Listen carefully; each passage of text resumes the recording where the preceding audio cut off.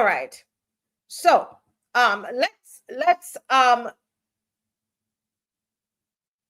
let's talk about Carifesta files. Now, we've asked before what was built. We've asked who paid, but tonight we're going to go a bit deeper.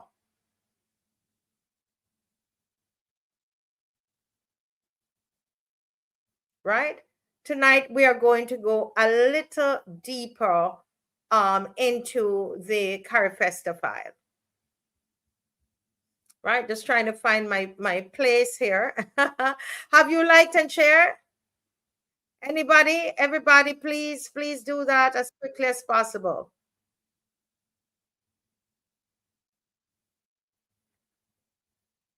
So we asked about the $35.7 million. Don't forget it, Don't forget that number, because they said we're a 9-day wonder and they thought we were going to forget all about this right now, right? Where did the $35.7 million go? Who paid for what? What was covered under the $5.8 million? Remember, that was for the accommodation and transportation. Remember that? Yeah, $5.8 million. And then we talked about the $14.1 million. And that was under institutional expenditure. But tonight, as I said, we're going deeper. The money did not just disappear. It went somewhere, right? And so what we are trying to do is to follow the contracts. I don't want you to get tired of talking about Carifesta, because this is so important. You know what it is for a budget to balloon over 800%? May you never forget $35.7 million. Never. By the time we're finished, you're going to know all of the line items. You're going to know all the numbers. You're going to hear about the names. So this $4.1 million was supposed to be spent on props, on costumes, electrical installations. We're just reviewing fixtures, furniture, booths, village build out, and it appears that it was supposed to also include the auditorium that is being built. But the truth is that while they are spitting out these these labels to us, props and the costumes, we're not getting explanations. And I don't know if we will ever get explanation, knowing how opaque this government is. And you're going to hear more about that when Dr. Aline comes on, talking to us about this kind of, dictatorship possibly that we're living under. But when you translate what they're saying into real world spending, what we're looking at is we're looking at real contracts. You're thinking about construction and site preparations, okay? Think with me, because they're saying this is all institutional, right? Temporary structures, the making of the booths, the electrical lighting, installing lighting in the different booths, right? The flooring systems for the different booths, because they said they made 24 booths, right? The equipment rental, and all of the logistics or the infrastructure for this event, the event logistics. And just, I mean, it's so varied. So we already know that this is not one contract. We're talking here about dozens of contracts. Stay with me, Barbados. I want us to not, because we have a way where we like to move on to things, to other things too quickly. We drop things. And that's what they're hoping that we will do that. So I wanted to wake you up tonight. Wake up, wake up, wake up. We're talking about dozens of contracts. Now, Let's start with the theater. The chicken coop, as AKA chicken coop, there in Newton. Who built the performing arts structure? The last time I gave you a name, remember, I gave you a name. That person was the architect, Sir David Agitate, from Agitate Associates, I'm sorry. He's a Ghanaian. We found out that the structural engineer, you think the structural engineer is from Barbados? How many of you believe that the structural engineer is from Barbados?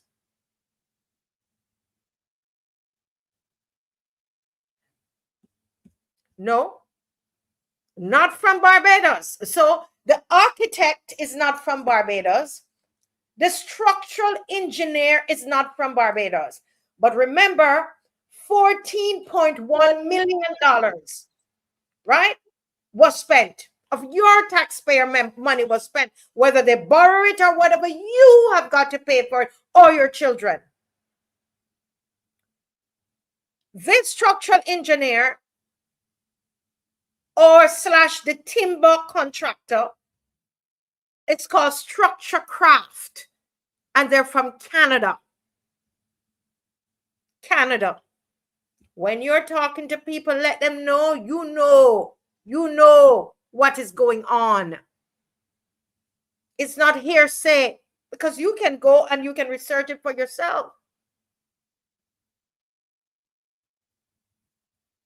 Okay?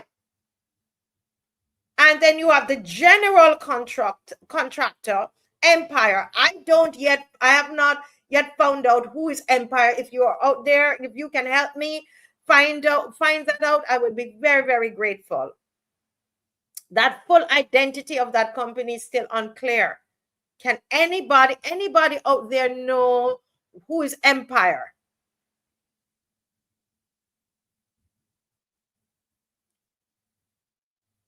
Anybody know Empire? Is that a Barbadian company? Who are they? Right? We're doing this together now. We're investigating this. We are investigating this together.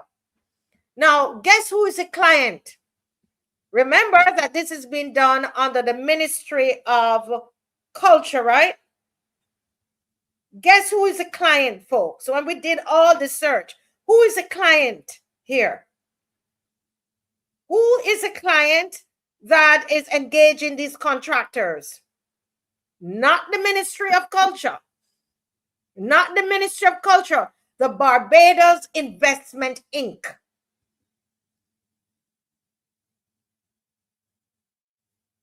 Remember, this was not a small local stage. This involved international architects, international engineering, specialized timber systems, which I'm going to tell you about that very soon. So we have to ask, how were these companies selected? How did they get to this company, Agitate Associates from Ghana, Structure Craft from Canada, Empire? Who were these contracts tendered? We're asking the Prime Minister, who is a minister, the true Minister of Culture. Were these contracts tendered? How were these companies selected? And the very big question, were Barbadians firm given the opportunity, man? Minister of Culture, E.M.M.A. Were Barbadians firms given the opportunity? You said big things must come through you.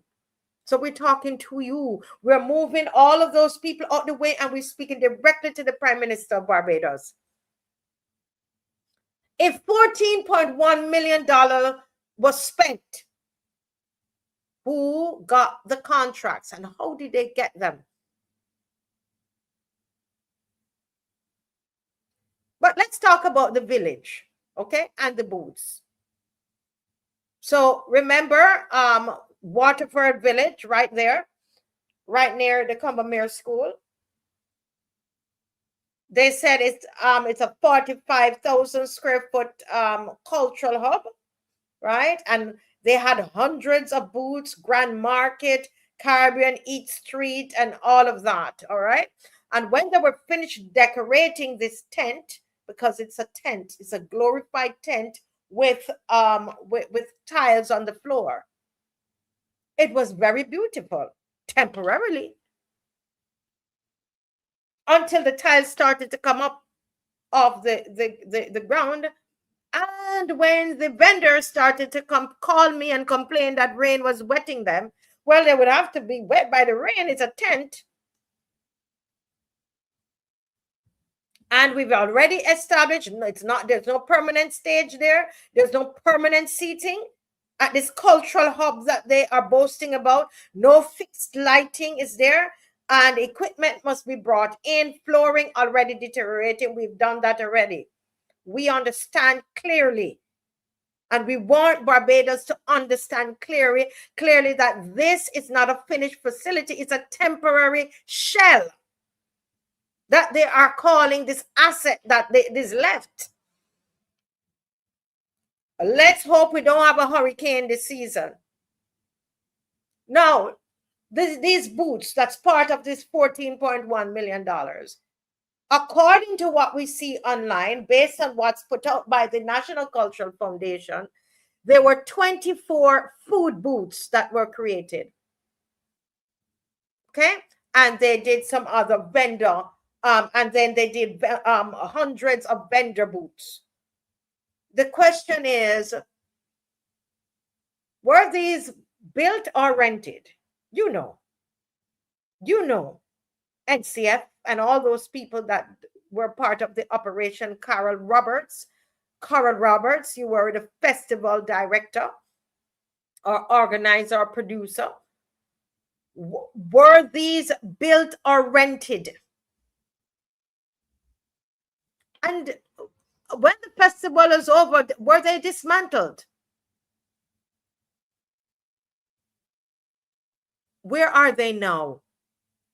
Hundreds of vendor booths and 24 food booths.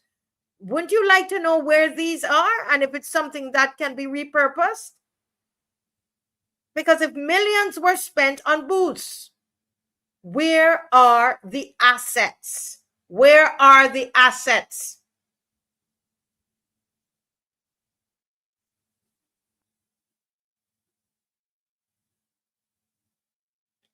This is not just about the construction, folks. We're talking here about economic benefit. How much of this $14.1 million stayed in Barbados? Listen to me, guys. Share up the live. Share up the live, please. Somebody's saying the tent had no umbrellas.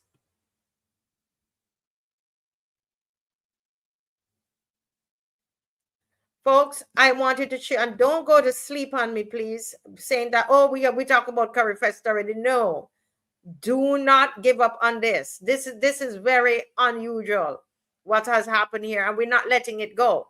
We have 5 more episodes to do. So local versus foreign. Local contractors? No. Regional contractors? No. We have international firms. You and I know once you're dealing with international firms, what's going to happen? The money is going to leave the country. Yeah. Gone to Ghana and gone to Canada. Was this an investment in Barbados? Or an export of money? Gone. This is your government. Your government. Red and ready that you went and put them right back in. Even after Carifesta. You put them back in. We're still hearing workers are unpaid. They're calling me. Ancillary staff unpaid. Some small people are still waiting. I don't know for sure, but you really think those The architect from Ghana is waiting, and the structural engineer from Canada, that company is waiting. Millions spent. But the small people are still waiting, some of them.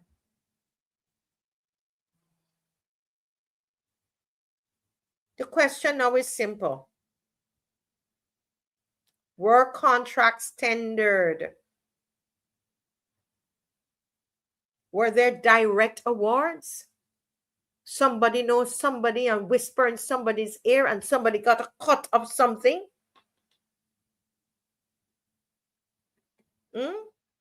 Were emergency provisions used? We're dealing here with public money. So the public should demand that the contracts be published. Don't you agree? Do you agree? The country, the Barbadians should demand that the contracts be published. If we had an opposition in there, that is what they would be demanding. That the contracts be published. Publish the contractors. We want to see the payments. Because when you are gone out of office, we have to continue paying, and our children and grandchildren.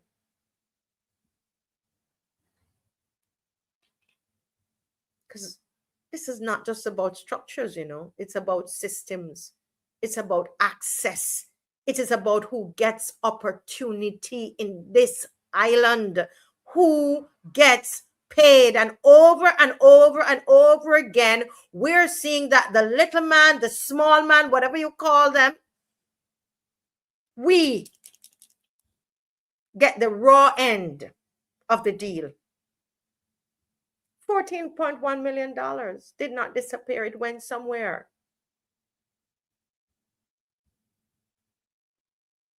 And we deserve to know exactly where it went.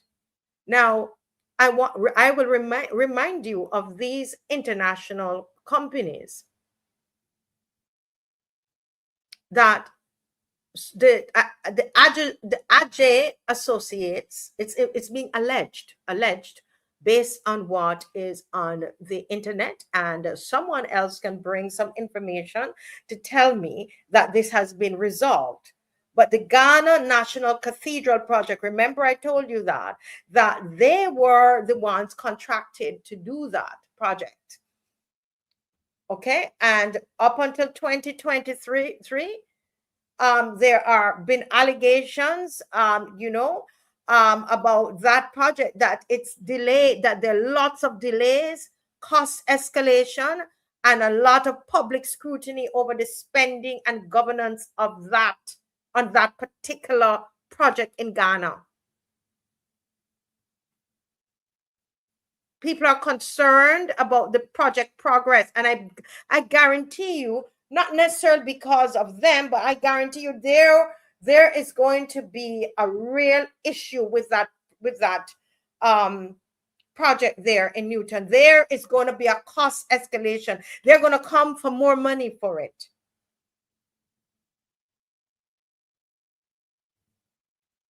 Was due diligence used? This is a high cost project, you know. Was due diligence used? I'm sure they might be very talented. I've seen some of the other projects they've worked on. Beautiful. Did you do any risk management? Anybody research them and understand why were there such public outcry in Ghana concerning them and that particular project?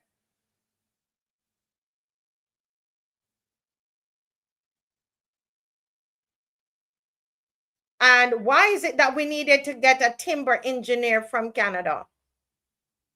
What kind of timber are we talking about?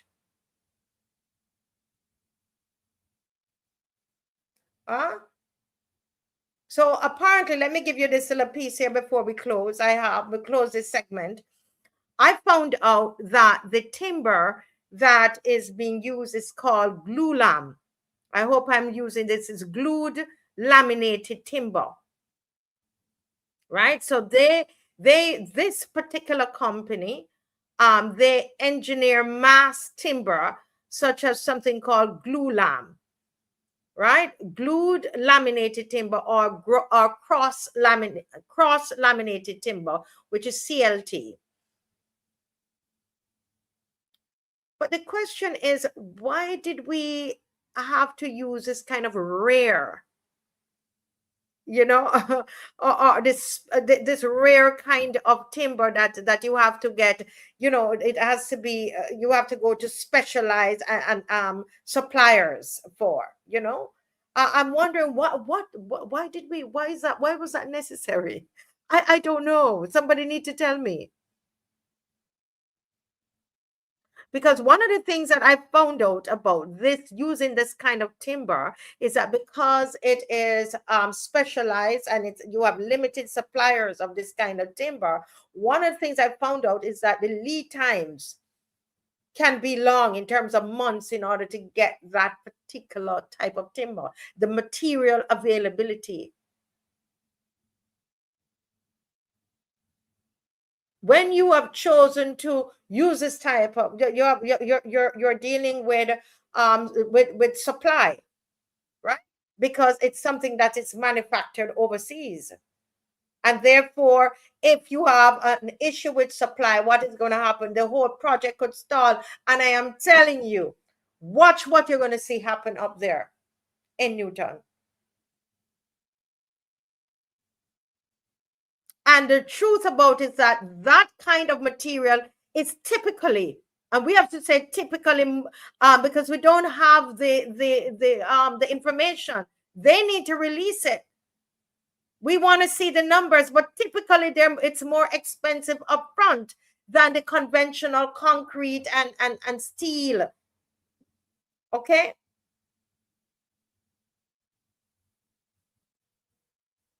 So what about the climate factors and all of that? I don't have the time to go into all of that. So this is something that I'm telling you, I'm not going to let it up. I'm not going to leave it out, right? And so the question is not whether these firms are capable, it's a question of whether the right type of project, was chosen for the right context. Did we need that, that timber? Very important, and sometimes I tell you, we just love to show off.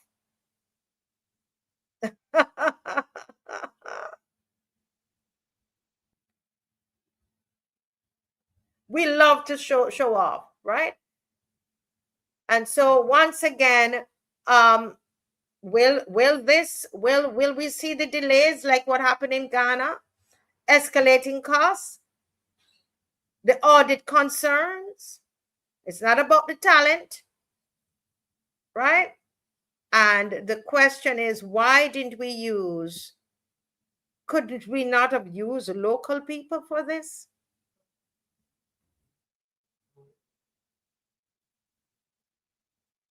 Very interesting here.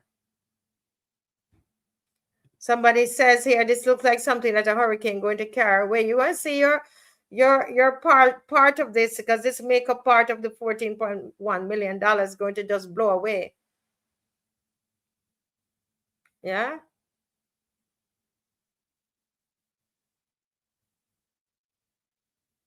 See, we don't have a public accounts committee in place. Yeah. Right.